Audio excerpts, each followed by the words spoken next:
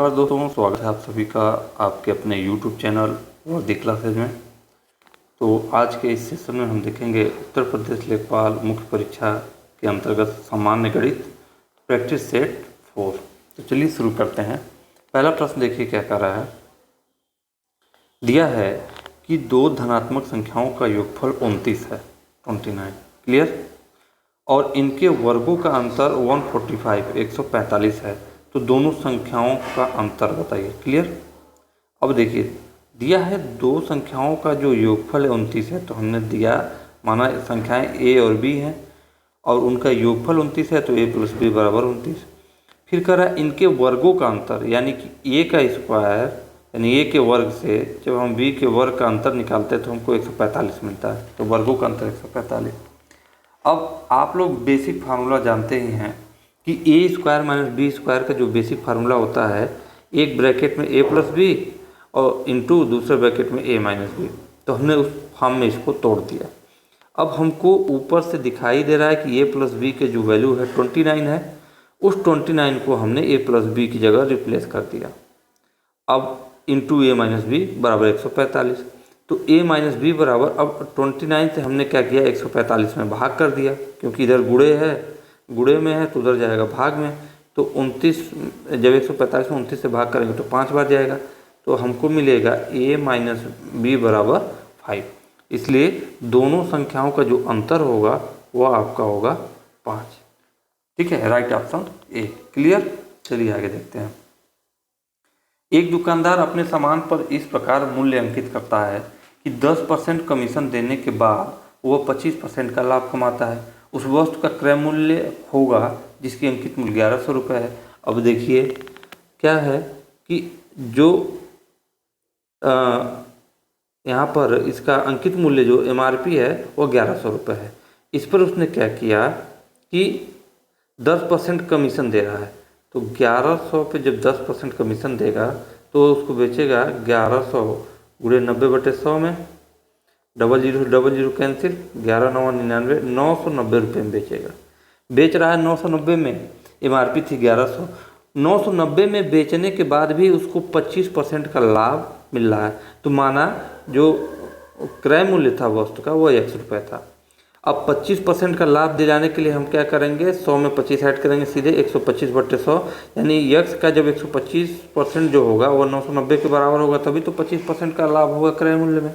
अब इनको हम सॉल्व करेंगे, यह भाग में है तो इधर आएगा तो गुणे में हो जाएगा, और जो गुणे में है इधर आएगा भाग में हो जाएगा। अब इनको हम सॉल्व करेंगे तो 25 25 125 और 25 चौक को 100, क्लियर।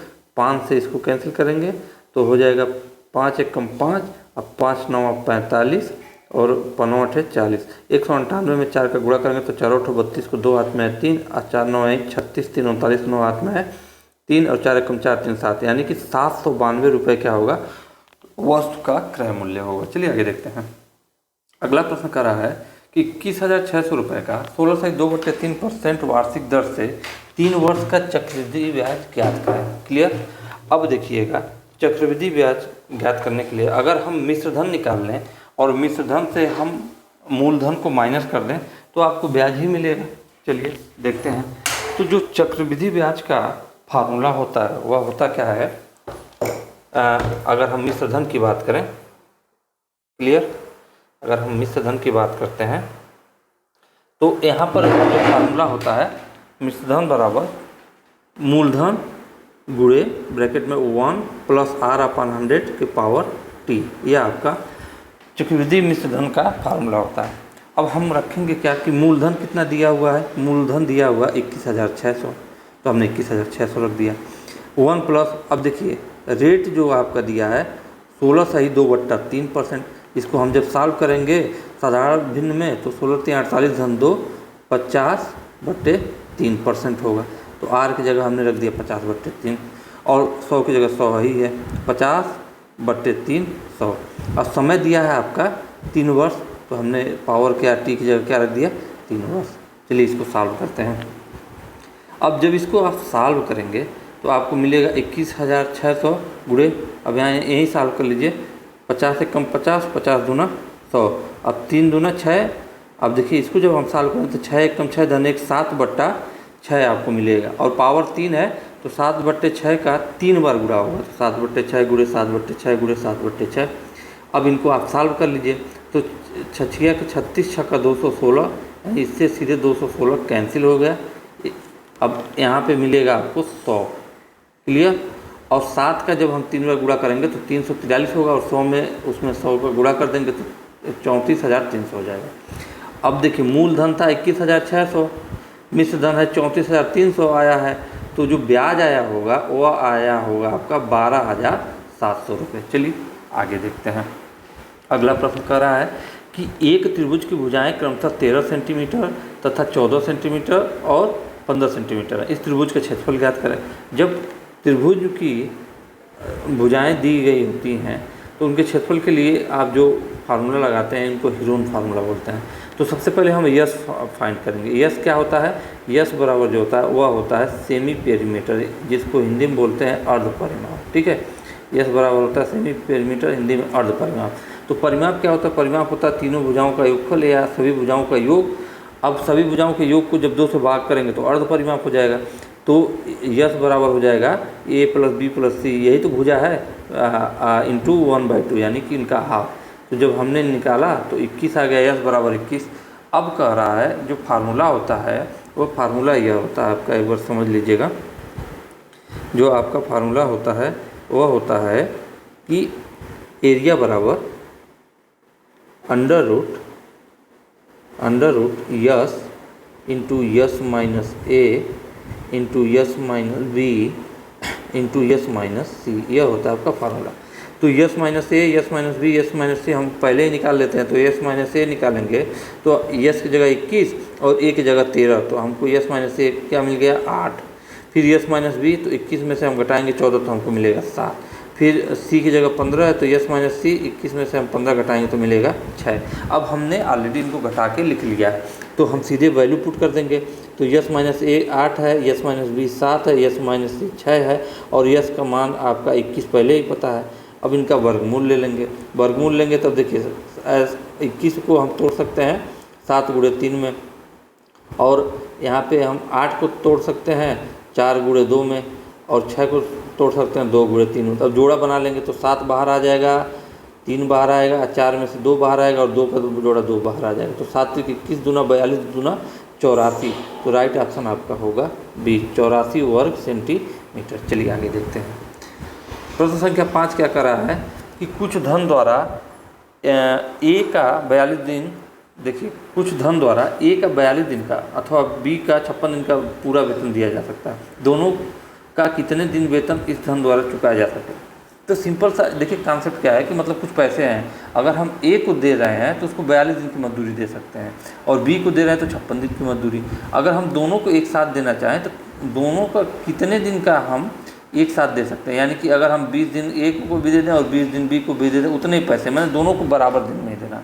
तो इस ऐसा करने के लिए क्या आप टाइम एंड वर्क का ही कॉन्सेप्ट यहाँ लगाएंगे कि ए किसी काम को एक्स दिन में करता है, बी उसी काम को वाई दिन में करता है, दोनों मिलकर उस काम को कितने दिन में करेंगे? यक्स इंटू वाई अपान एक्स प्लस वाई से इसको सॉल्व कर लीजिए, इतना लंबा जाने की जरूरत ही नहीं है। एक्स की जगह आप रख लीजिए 42 और वाई की जगह रख लीजिए आप 56, और नीचे रखेंगे 42 + 56। इसको जब सॉल्व करेंगे तो ऊपर हो जाएगा आपका 42 गुणे 56 अब बटे 42 तो 56 जोड़ देंगे तो 6 2 8 और 5 4 9 98। अब इनको हम सॉल्व कर लेंगे, तो इसको आप सॉल्व कर लीजिए। यहाँ से आप 7 से करेंगे तो 7 6 42, और यहाँ हो जाएगा 14 7 98, 14 बार जाएगा। ठीक है, और यहाँ देखेंगे 14 चौक को 56 और 6 चौक को क्या हो जाएगा 24। अब आपको मिल रहा है गुणा करने पर 24, यानी कि अगर दोनों को एक साथ वो वेतन देना चाहता है तो 24 दिन का वो दोनों को उसी धन में दे सकता है। तो इसलिए राइट ऑप्शन आपका डी होगा। चलिए आगे देखते हैं। अगला प्रश्न देखिए क्या कर रहा है। एक व्यक्ति कार द्वारा 45 किलोमीटर प्रति घंटा की चाल से अपनी यात्रा 6 घंटे में पूरा करता है। इस यात्रा को 5 घंटे में समाप्त करने के लिए कार की चाल क्या होगी? तो हमको पता है कि दूरी बराबर होता है चाल गुणे समय। क्लियर।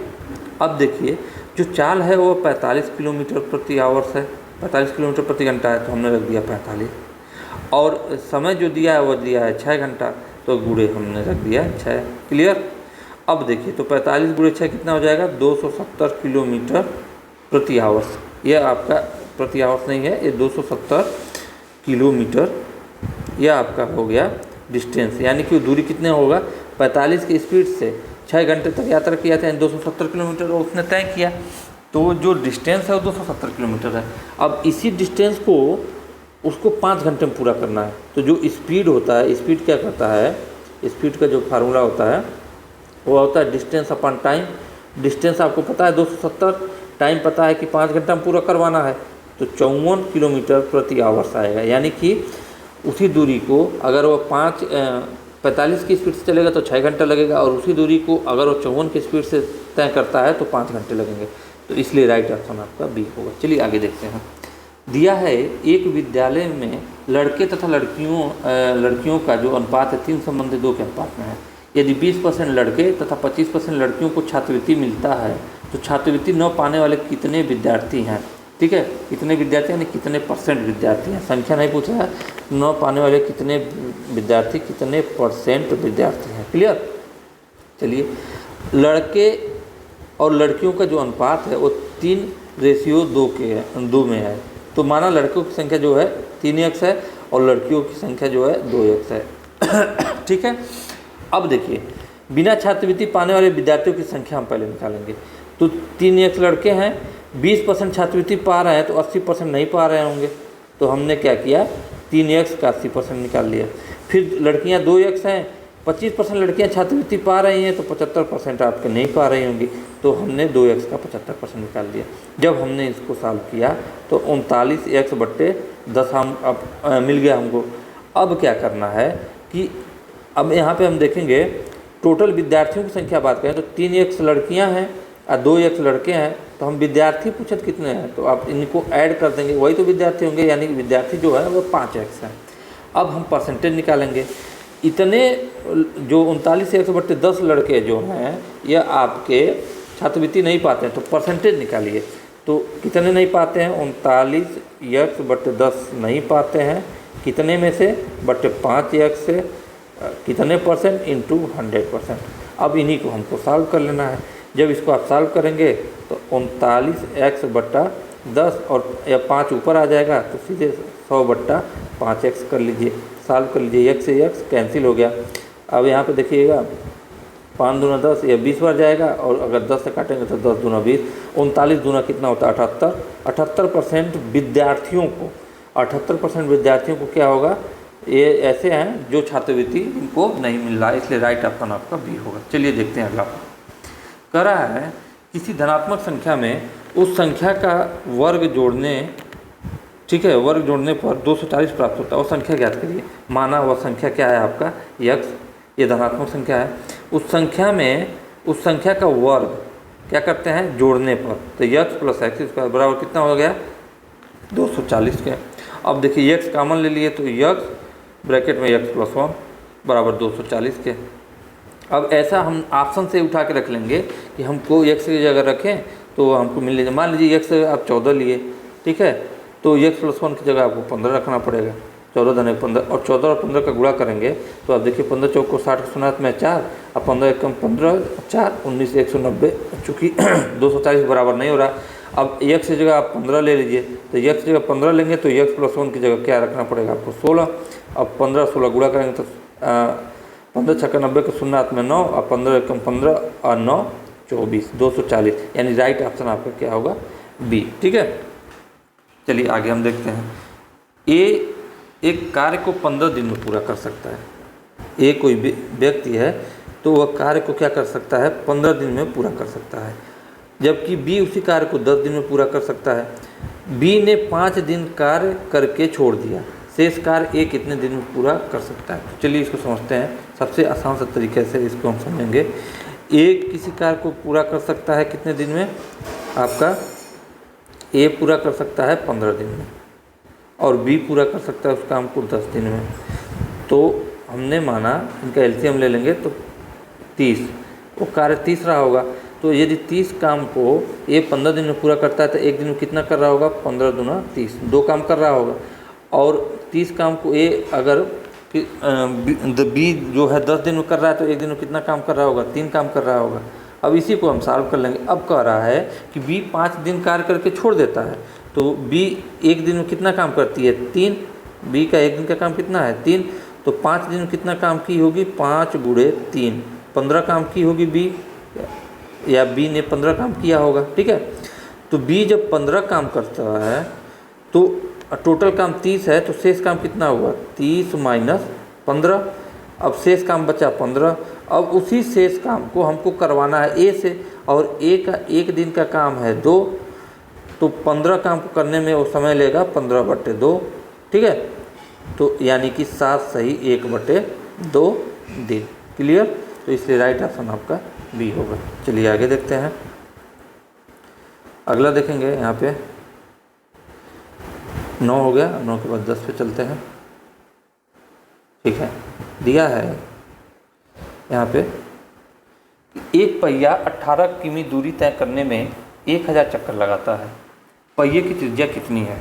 अब देखिए यहाँ पे हम देखेंगे जो पहिया है उसके एक चक्कर में तय की गई दूरी हम निकालेंगे, क्योंकि एक चक्कर में तय की गई जो दूरी होगी वो पहिए की परिधि के बराबर होगी।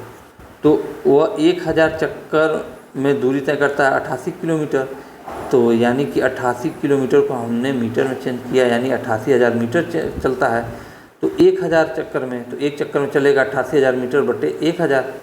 जब इसको हम सॉल्व करेंगे तो आएगा आंसर हमको 88 मीटर। यानी कि वह जो पहिया है आपका, यह पहिया जो है वह एक पूरे चक्कर लगाने में कितनी दूरी तय कर रहा है, 88 मीटर, 88 मीटर का डिस्टेंस तय कर रहा है। यानी कि जो पहिए की परिधि रही होगी 2πr, वो किसके बराबर रही होगी, 88 के।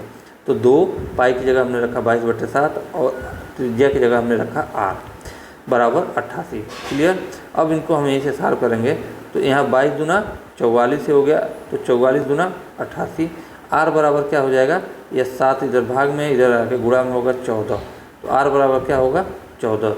तो पहिए की त्रिज्या कितनी हो जाएगी, 14 मीटर। चलिए आगे देखते हैं। किसी धन का वार्षिक दर से 3 वर्ष का चक्रवृद्धि ब्याज तथा साधारण ब्याज का अंतर 750 रुपये है, तो धन ज्ञात करें। तो मान लीजिए, माना मूलधन आपका कितना था, जो धन था वह x रुपये था।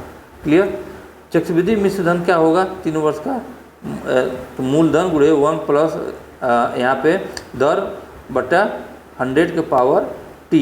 अब यहाँ देखेंगे कि किसी धन का वार्षिक दर से 3 वर्ष का चक्रवृद्धि ब्याज तथा साधारण ब्याज का अंतर 750 रुपये धन ज्ञात करेंगे। अब यहाँ पे हमने रखा, अब यहाँ पे रेट नहीं दिया है, देखिए रेट नहीं दिया है, इस क्वेश्चन में रेट नहीं दिया है और यहाँ पे रेट रख लिया है। ठीक है, जिसकी वजह से क्या हो रही है, दिक्कत हो रही है। तो इसलिए इसको हम इस क्वेश्चन को छोड़ते हैं, ये क्वेश्चन गलत हो गया है क्योंकि इस क्वेश्चन पूरा नहीं है। क्लियर, चलिए आगे देखते हैं।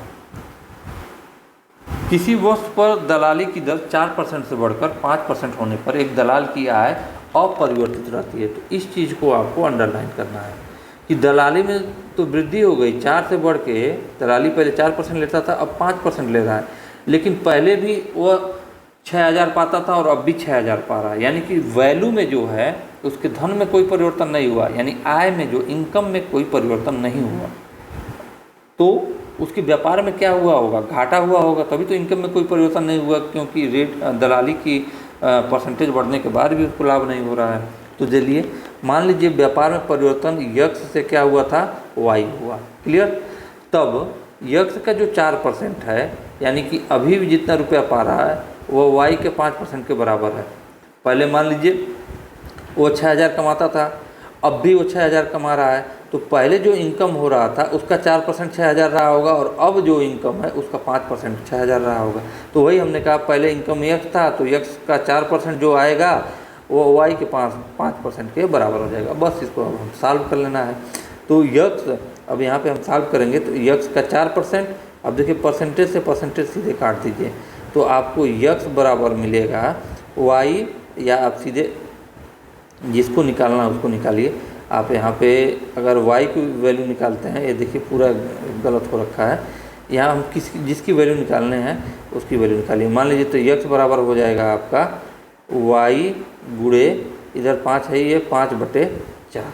ये आपकी x की वैल्यू है, और y की वैल्यू अगर निकालनी रहती तो 4/5 इंटू एक्स, y की वैल्यू हो जाती।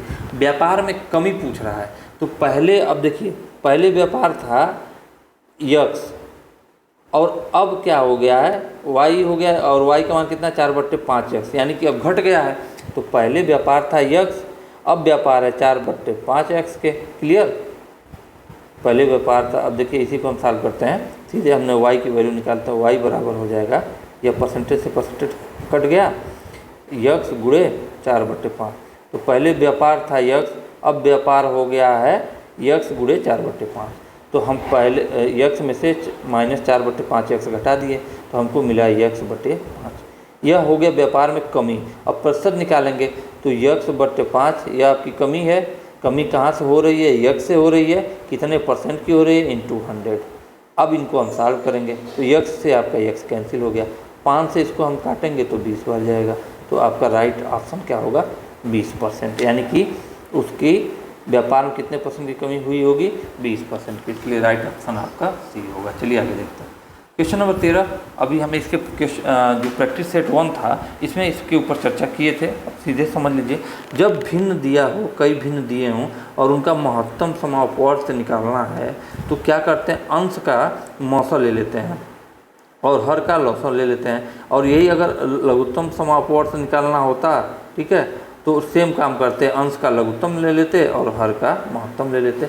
जो चीज़ पूछा होता है वो अंश के साथ करते हैं और उसका अपोजिट हम हर के साथ कर लेते हैं। तो अब देखिए, अब हमने 9, 12, 18, 21 का जब हम HCF निकालेंगे तो आएगा आपका 3, और 10, 25, 35 और 40 के एलसीएम निकालेंगे तो आएगा आपका 2800। तो राइट ऑप्शन हो जाएगा आपका 3/2800। राइट ऑप्शन आपका सी होगा। चलिए आगे देखते हैं क्वेश्चन नंबर 14 देखिए। 6 वर्ष पूर्व सुशील की आयु स्नेहल की आयु के 3 गुनी थी। चलिए, 6 वर्ष बाद सुशील की आयु का 5/3 होगा। 6 वर्ष पूर्व सुशील की आयु स्नेहल की आयु के 3 गुनी थी और 6 वर्ष बाद सुशील की आयु का 5/3 होगा स्नेहल की वर्तमान आयु। चलिए समझिए, 6 वर्ष पूर्व स्नेहल की आयु कितनी थी? x मान लीजिए। तब सुशील की आयु कितनी रही होगी 6 वर्ष पूर्व? उसकी 3 गुनी थी स्नेहल से, तो 3x था। अब कह रहा है कि 6 वर्ष बाद स्नेहल की आयु कितनी हो जाएगी? x + 6 हो जाएगी। और सुशील की आयु कितनी हो जाएगी? सुशील की आयु बोल रहा है 5/3 होगा स्नेहल की वर्तमान आयु। किसका 5/3 होगा? अब सुशील की आयु 6 वर्ष बाद कितनी हो जाएगी? पहले क्या था? 3x था, अब 6 वर्ष बाद हो जाएगा 3x + 6। अब कह रहा है कि 6 वर्ष बाद सुशील की आयु का 5/3 होगा, ठीक है, किसका? अच्छा चलिए यहीं समझ लेते हैं। 3x + 6 हो गया। क्लियर? 6 वर्ष बाद अब क्या फिर से +6 करेंगे, +6 कर रहा है। ये क्वेश्चन थोड़ा सा क्लियर नहीं है, ठीक है, ये पूरा क्वेश्चन इसमें अपडेट नहीं है। अब क्या करें भाई, जो प्रिंटिंग का मसला है, जो बुक से हम पढ़ा रहे हैं उस बुक में जैसे दिया उसी हिसाब से हम इसको कर रहे हैं। लेकिन अगर इसको सपोज करके करना रहेगा तो देखेंगे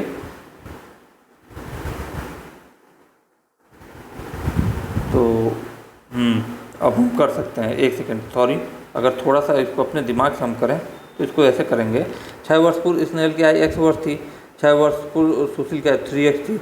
अगर हम इनकी स्नेहल की वर्तमान आयु यहाँ लिखना चाहिए, वर्तमान आयु देखेंगे तो 6 वर्ष पूर्व x थी तो वर्तमान आयु x + 6 होगी और सुशील की वर्तमान आयु 3x + 6 वर्ष होगी। अब से 6 वर्ष बाद की जब बात करें तो वर्तमान आयु में 6 वर्ष हम क्या करेंगे? ऐड करेंगे। तो सुशील की आयु 3x + 6 हो जाएगी। अब से 6 वर्ष की बात हो रहा है, और जो स्नेहल है x + 6 हो जाएगी। तो स्नेहल सुशील की आयु का 5/3 होगा, ठीक है। तो सुशील की आयु का 5/3 नहीं होगा, जो स्नेहल की आयु का 5/3 जो होगा वो सुशील की आयु होगा। तो हमने स्नेहल की आयु में 5/3 का गुणा कर दिए और इनको सॉल्व कर दिए। जब सॉल्व किए तो हमको x बराबर मिल गया 6। तो स्नेहल की वर्तमान आयु क्या थी? यही ना हमने माना है। देखिए यहाँ वर्तमान लिख दिया हूँ, x + 6 ही तो वर्तमान माना हूँ, क्योंकि यह तो 6 वर्ष पहले था, तो वर्तमान x + 6 होगा। तो x का मान 6 आया, 6 × 6 ये आपका 12 वर्ष। थोड़ा सा वो क्वेश्चन है वो पूरा लिखा हुआ नहीं है, सब थोड़ा सा वहाँ पे क्या है, मिसप्रिंट है, या यूँ कह सकते हैं कि मिस है, वहाँ जो शब्द हैं वहाँ मिस हैं, पूरे नहीं हैं। चलिए क्वेश्चन नंबर 15 देखते हैं। कह रहा है कि एक परीक्षा में 120 छात्रों के अंकों का औसत 35 है। यदि उत्तीर्ण होने वाले छात्रों के अंकों का औसत 39 है तथा अनुत्तीर्ण होने वाले छात्रों के अंकों का औसत 15 हो तो परीक्षा में उत्तीर्ण होने वाले छात्रों की संख्या कितनी है। चलिए मानते हैं। देखिए 120 छात्रों, टोटल छात्रों की संख्या 120 है तो पहले ही पता चल गया। माना जो उत्तीर्ण हुए छात्रों की संख्या थी x थी, यानी जो पास हुए वो x लोग थे। तो जब x लोग पास हुए 120 में तो 120 माइनस x लोग फेल हुए होंगे। अब कह रहा है कि जो उत्तीर्ण होने वाले छात्रों के अंकों का औसत कितना था 39, तो x इंटू 39 पास होने वाले, और 120 माइनस x इंटू क्या हो गया आपका यहाँ पर जो औसत थी इनकी 15 थी। यानी कि हम कर क्या रहे हैं आप बात समझिएगा। जब उत्तीर्ण होने वाले छात्रों का औसत 39 थी तो हमने क्या किया, छात्रों में औसत का गुणा कर देंगे तो टोटल नंबर निकल जाएगा। वही काम किए। तो पास होने वाली संख्या x थी और उनका औसत 39 था, तो उनका योग हम पूछेंगे टोटल, तो x इंटू 39 39 हो जाएगा। अब फेल होने वालों की विद्यार्थियों की संख्या 120 माइनस x थी और उनका औसत 15 था, तो अगर हम संख्या में औसत का गुणा करेंगे तो योग आ जाएगा। अब हम ध्यान देंगे कि पूरे छात्रों का जो औसत था वो 35 था, फेल और पास मिला के सबका 35 था। तो पूरे छात्र थे कितने 120 और सबका था 35, तो 120 गुणे 35 हम निकाल दिए। अब हम सॉल्व करेंगे x की वैल्यू निकाल लेंगे। तो जब हम गुणा करेंगे तो x इंटू 39 तो हो जाएगा आपका 39x प्लस 15 और 12 का गुणा करेंगे तो 15 दूना 30 को शून्य में 3, अब 15 कम 15 3 18, यह हो जाएगा आपका 120 में जब 15 गुणा करें 1800। अब माइनस 15x यह बराबर किसके है 120 गुणे 35 के, किसके है। तो हम 35 का गुणा कर लेंगे, 35 दूना 70 को शून्य हाथ में 7 और 35 कम 35 और 7 5 12 4200, क्या मिल गया 4200। अब 39 में से 15 गया तो 9 में से 5 गया 4 और यहाँ पे 3 से 1 गया 2, 24x बराबर मिला आपको 4200 में से 1800 घटाएंगे तो 0 0। अब 12 में से 8 गया तो 4 और यहाँ पे 3 में से 1 गया 2, 2400। तो 24 से 24 कट गया, 100 बार जाएगा, इसलिए राइट ऑप्शन क्या होगा 100। ठीक है, इसलिए आपका ए जो होगा राइट ऑप्शन होगा। चलिए आगे देखते हैं। अगला प्रश्न देखिए क्या कर रहा है। अगला प्रश्न है आपका यहाँ पर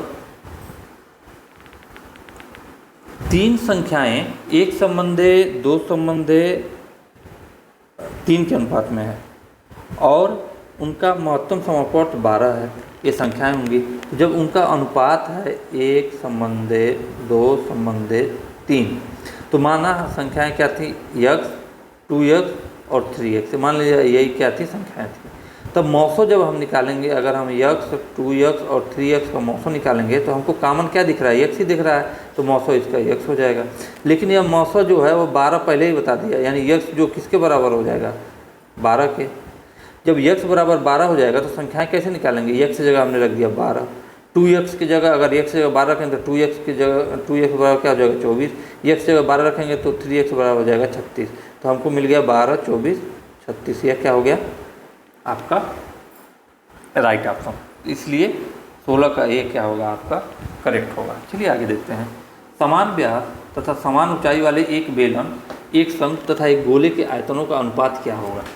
समान व्यास तथा समान ऊंचाई वाले एक बेलन, एक शंख तथा एक गोले के आयतनों का, अब देखिए कह रहा है व्यास समान है तो अर्ध व्यास मतलब त्रिज्या मान लीजिए r था और प्रत्येक की ऊंचाई जो थी ये थी।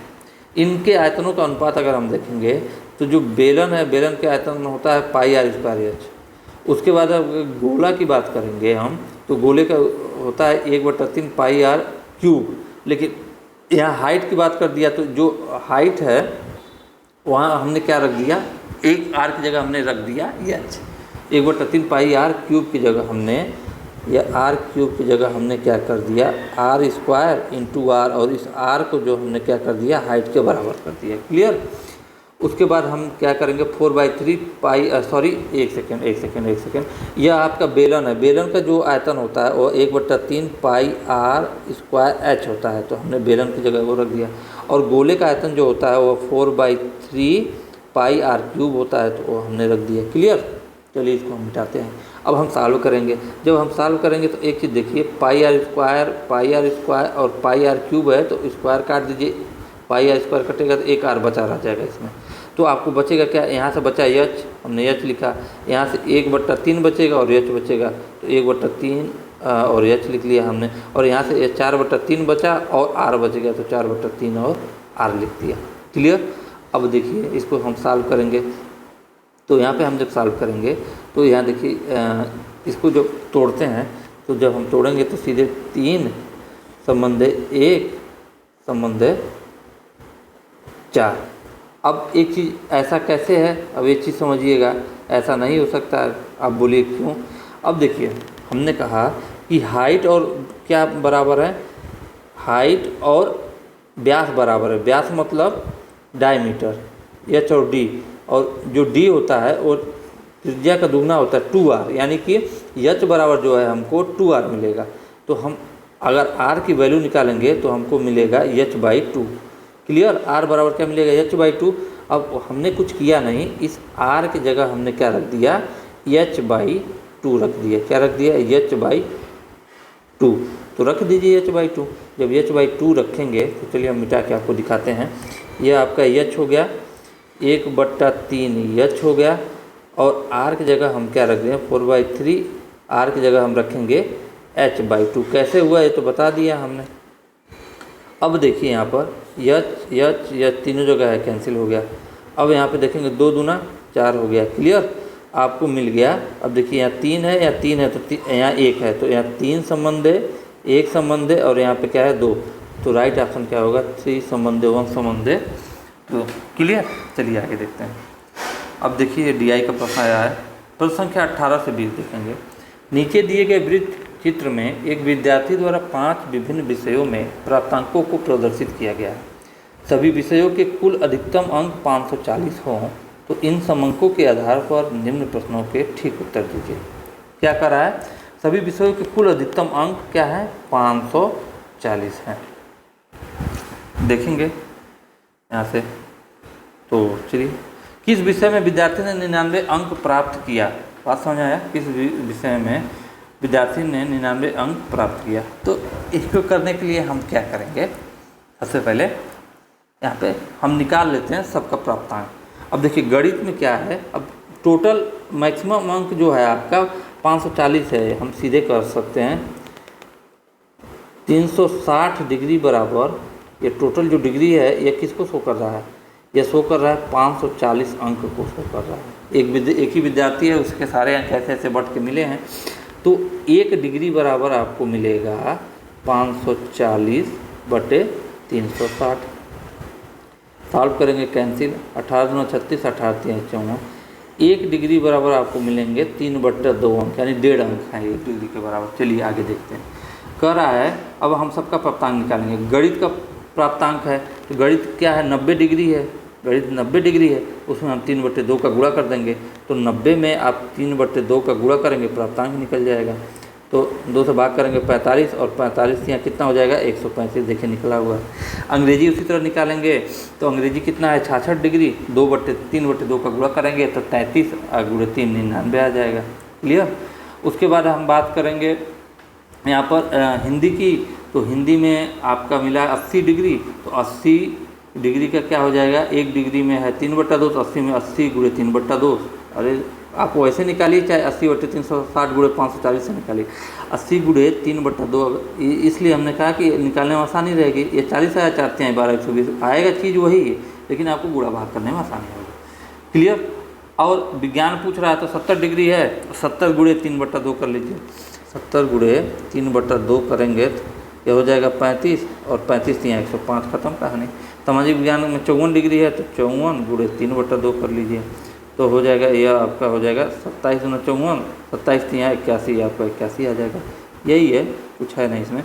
तो क्लियर आपको क्या मिलता है कि पूछा किस विषय में विद्यार्थी ने 99 अंक प्राप्त किए, तो किसमें 99 अंक मिला है उसको, अंग्रेजी में। इसलिए राइट ऑप्शन आपका क्या हो जाएगा, सी, अंग्रेजी। क्लियर। आपने निकाल लिया सारे का। किस विषय में विद्यार्थी ने कुल अंकों के 18.33% अंक प्राप्त किए हैं, तो अगर हम देखेंगे अंग्रेजी में कुल अंकों का प्रतिशत कितना है, तो यहाँ पे 99 अंक पाए हैं टोटल 540 में, तो 99/540 × 100% 18.33 परसेंट। अब किस विषय में, अब इसको निकालने के लिए सारे विषयों को हमको निकालना पड़ेगा यहाँ, समझ गए ना, तब आपको पता कर सकते हैं। या ऐसे नहीं पता चलता है तो आप इस तरह निकालिएगा कि पूछ रहा है कि किस विषय में विद्यार्थी ने कुल अंकों का इतना % अंक पाया, तो आपको यह पता है, नहीं पता, मान लीजिए कुल अंक 540 है, अब इसी का 18.33% निकाल लीजिए, और जो आएगा जिस अंक के बराबर, जिस सब्जेक्ट के बराबर, वही आपका आंसर हो जाएगा। ऐसे भी कर सकते हैं, कोई बड़ी चीज़ थोड़ी है। या 0 से 0 आपका कैंसिल हो गया। अब हम क्या करेंगे, 18.33% में 54 का गुणा करके 10 से भाग कर लीजिए। तो चलिए, अगर गुणा करेंगे, आप गुणा करके इसको भाग करके चेक कर लीजिएगा, नहीं तो हम चलिए गुणा ही कर देते हैं। नहीं, आप कहेंगे सर जी छोड़ के जा रहे हैं। 4 3 12 को 2 हाथ में आए 1, 4 3 12 और 1 13 को 3 हाथ में आए, और उसके बाद करेंगे 4 8 32, 1 33 को 3 हाथ में आए 3, और 4 एकम 4 1 4 एकम 4 3 7। 1 सेकेंड, ये देखिए आपका होगा 4 3 12 को 2 हाथ में 1, 4 3 12, 1 13 को 3 हाथ में 1, 4 8 32, 1 33 को 3 हाथ में आया 3, और 4 एकम 4 3 7। 5 से करेंगे तो 5 3 15 को 5 हाथ में है 1, 5 3 15, 1 16 6 हाथ में 1, अब 5 40 40 1 41 को 1 हाथ में 4, 5 एकम 5 4 9। ऐड करिए 2 5 2 7 6 3 9 7 1 8, इतना आ जाएगा 9 8 9 7 2। अब हम इसमें क्या करेंगे, 10 से 2 अंक के बाद दशमलव लगाएंगे, तो हमको मिलेगा 9 8 9 दशमलव 7 2, और फिर 10 से भाग करेंगे तो हमको मिलेगा 9 8 दशमलव 9 7 2। तो 98.972 मतलब लगभग हम क्या मान सकते हैं, 99। और 99 किस में मिला है, 99 मिला है आपके अंग्रेजी में, और चूँकि अंग्रेजी ऑप्शन में है नहीं तो इसलिए होगा राइट आंसर होगा आपका नॉन ऑफ दीज, इनमें से कोई नहीं। राइट ऑप्शन आपका होगा डी। चलिए आगे देखते हैं। अब पूछ रहा है गणित में कुल अंकों का कितना % प्राप्त किया है। तो सबसे पहले गणित में देख लीजिए कितना प्राप्त किया है। गणित में यही है ना, 135 अंक प्राप्त किया है। अब कुल अंक कितना है, 540। तो गणित में जो % निकालने के लिए गणित का हमने रखा अंक, प्राप्तांक, और रखा टोटल अंक आप इंटू 100%, सॉल्व कर लिया, आ गया आपका 25%। तो गणित में क्या मिला, टोटल उसको 25% अंक मिले हैं। एक संख्या, चलिए अगला प्रश्न देखिए। एक संख्या और उसके व्युत्क्रम के 4 गुना का योग 5 है, वो संख्या ज्ञात करें। तो सपोज दैट वो संख्या क्या है, यक्स है। तो यक्स का जो व्युत्क्रम होगा, यानी संख्या का व्युत्क्रम 1/x होगा। अब कह रहा है कि संख्या प्लस संख्या के व्युत्क्रम का 4 गुना, गुणे 4 कर दिया, यानी x प्लस 4 गुणे 1/x का योग क्या है, 5 है। अब हम सॉल्व करेंगे, x प्लस 4/x, इसका 1 में गुणा होगा तो 4 ही रहेगा, बराबर 5 के। अब हम इसको सॉल्व करें तो x² प्लस 4, और यहाँ x का गुणा हो जाएगा तो हो जाएगा 5x। अब इनको सॉल्व किया तो x² माइनस 5x प्लस 4, ये एक द्विघात समीकरण बन गया। अब ऐसा करिए कि जोड़ने पर -5 आए, गुणा करने प्लस 4 आए।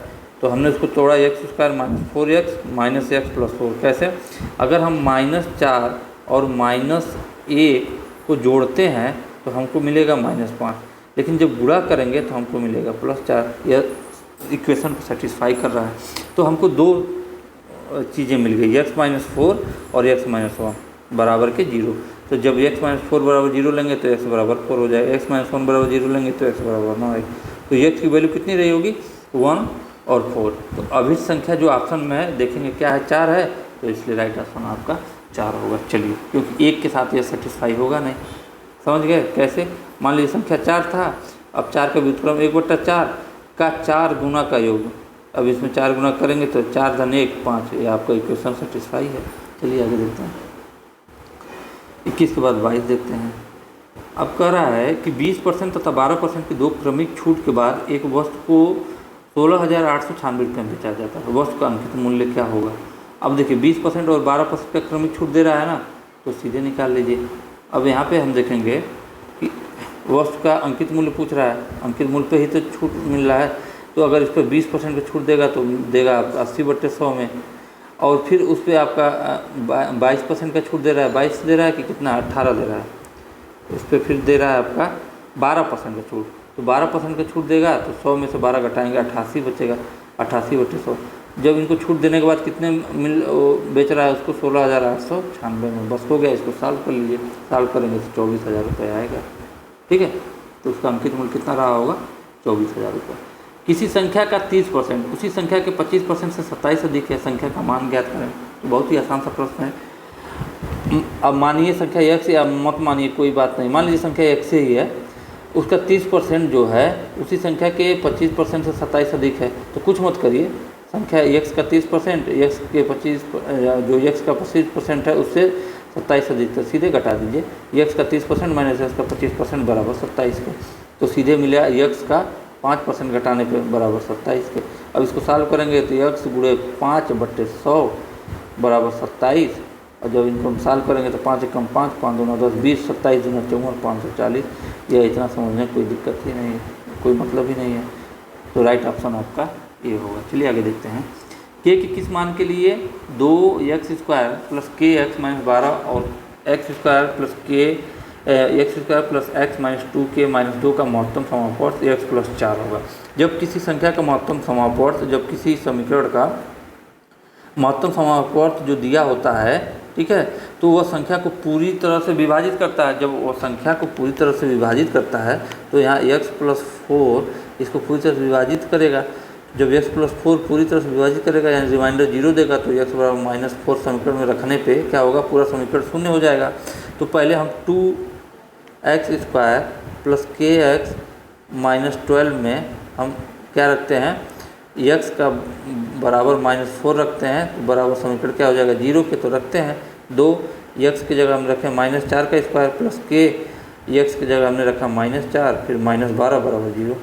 अब देखिए -4 का वर्ग प्लस 16 होता है, 16 गुणे 2 माइनस, अब देखिए यहाँ माइनस है, यह प्लस है, तो यहाँ माइनस हो गया, 4 गुणे के 4 के हो गया, और यह आपका माइनस बराबर के 0।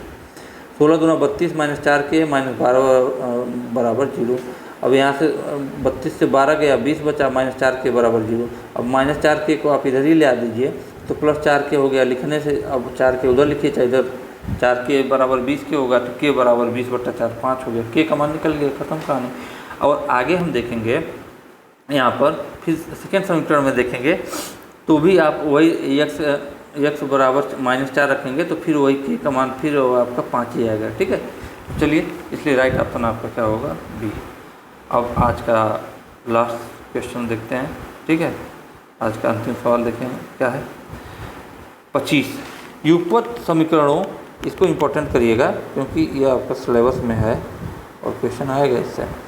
युगपत समीकरणों x प्लस 2y बराबर 70 है और 3x प्लस ay बराबर 17 है का कोई हल नहीं है, तो अल्फ़ा का ये नहीं है, ये अल्फ़ा है, अल्फ़ा का मान बराबर होगा। चलिए, दिए गए समीकरण का निकाय निम्न है, क्या है, x प्लस 2y बराबर 70, तो x प्लस 2y माइनस 70 बराबर 0, क्या हो गया, समीकरण आपका 1 हो गया। उसी तरह 3x प्लस अल्फ़ा y बराबर 17 है, तो 3x plus alpha y minus 17 बराबर 0, यह आपका समीकरण हो गया 2। अब हम तुलना करेंगे समीकरण 1 और समीकरण 2 के।